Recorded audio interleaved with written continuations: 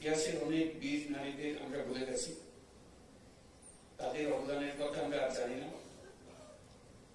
কিন্তু জুলাই কন্যাদের নেতৃত্ব আত্মত্যাগের কথা আমরা কিছুতেই ভুলে যেতে দেব না।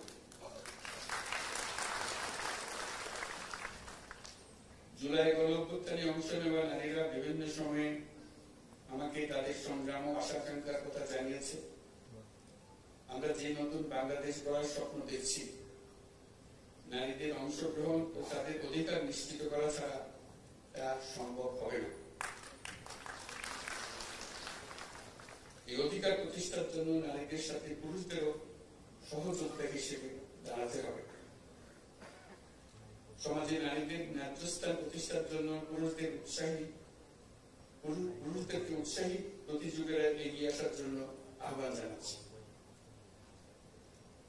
নতুন বাংলাদেশে আমরা আমাদের প্রত্যাশী পরিবারকে নিশ্চিতভাবে গড়তে চাই, যেটা হবে সব বাবা মা ভাই বোনের নিশ্চিত ও স্বীকৃত অধিকারের পরিবার। আন্তর্জাতিক নারী দিবস আমাদের নতুন করে নারীদের সংগ্রামের ইতিহাস